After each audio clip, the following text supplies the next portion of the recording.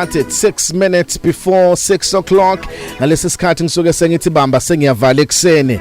Bamba ke sengiyavala as we are starting this brand new month. Inyanga kaMay, inyanga yokunqoba. Incwadi yeZaga chapter 21 verse 31. Ihashi lilungiselwa usuku lokulwa. Kepha ukunqoba kungokukaSimakade.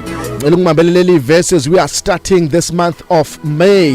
Inyanga yokuthi unqobe lena, inyanga yokuthi uphumelele lena, inyanga yokuthi ezimpino zilwayo uzinqobe. Lithi kuleli verse ihash lilungiselelwa usuku lokulwa, kepha unqoba kungokaSimakade. Ngifuna ukukhuluma ngendaba namhlanje ebalulekile ethi victory loves preparation. Ukunqoba kuyakuthanda ukuthi kulungiselelwe. Lithi verse silifundayo ihashi lilungiselelwa usuku lokulwa, kodwa ukunqoba kuvela kuJehova. Ngamanye amagama, uma sekufike usuku lwempi, akusilona usuku lwempi oqala ngalo ulungiselela amahashi akho ukuthi unqobe ngawo, kodwa amahashi akho uwalungiselela lingakafiki usuku lokulwa oyonqoba ngalo. Ngakho mawufuna ukuphumelela, mawufuna ukunqoba, kubalulekile ukuthi uzilungiselele ukuthi uzonqoba. Nakulenyanga mawufuna ukuthi unqobe, nakulonyaka mawufuna ukuthi unqobe, it is very important ukuthi you prepare yourself for victory, ngoba ukunqoba kuyathanda ukuthi kulungiselele ukuthi kuzofika. Ngakho mawuzonqoba kulenyanga, mawuzonqoba kulonyaka, zilungiselele ukuthi ngifuna ukunqoba kulenyanga, bese uyakubona ukunqoba kufika empilweni yakho. Ukulungiselela kanjani ukunqoba kuba kufika empilweni yakho? Number 1, ukunqoba sikulungiselela ngokukhuleka nangokuthandaza. uJesu ngaphambi kokuba aqale iministry yakhe yokuyophilisa abantu, kuthiwa before aqale iministry yakhe ena 30 years, wahamba wayothandaza for 40 days and 40 nights. Wenzani uJesu? He is preparing himself for victory. Kuthiwa mayisebuya lapha emthandazweni for 40 days and 40 nights, wathi mayefika nje emshadweni waseKhana, wafika washintsha amanzi aba yiwayini, ngoba uqale wayilungiselela ukunqoba. Nangesikhathi ezoya esiphambanweni, before ayothwala isiphambano, uqale wayensimini yaseGetsemane wayothandaza. Wenzani? Uyilungiselela ukunqoba. Ma ufuna ukunqoba kulenyanga nakulonyaka, ngiyacela uqala uyilungiselele emthandazweni, ulungise umthandazo, uvele emkhulekweni ukuze uzokwazi ukuthi unqobe. Number 2, ma ufuna ukunqoba, you must have a heart that is always expecting victory. Yiba nenhliziyo elindele ukunqoba. Ngesikhathi uNoah akha umkhumbi, akazange walinda ukuthi lize liqala ukuna izulu wase wakha umkhumbi, kodwa wakha umkhumbi waba nenhliziyo elindele, athi lingayishaya noma yinini, ngiqale manje ngwakha umkhumbi. He had an expecting heart.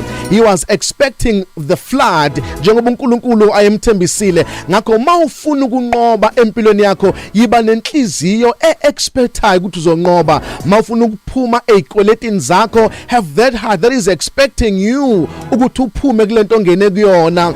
Yiba nenhliziyo yokuthi uzophulukiswa emzimbeni wakho. Yiba nenhliziyo elindele ukuthi uNkulunkulu uzongivulela umnyango. Inhliziyo yakho must be expecting something ukuba yenzeke. Have that expecting heart so that you can see ukunqoba.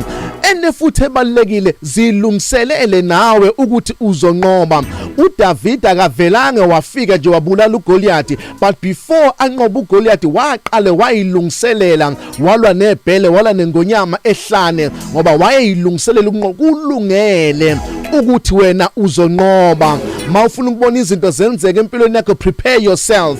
Mawufuna ukuzibona unemoto, prepare yourself ngokuthi ube ne-driver's license, ube ne-learners. You are preparing yourself, ngoba victory loves preparation. Uyakulungiselela ukunqoba ukuthi kufike empilweni yakho.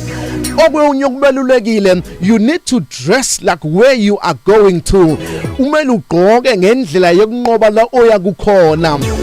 Musu ukugqoka ngendlela engafana la uyakhona, kodwa ngaso sonke isikhathi dress up like where you are going to. Don't dress up like where you are. but dress up like where you are going to.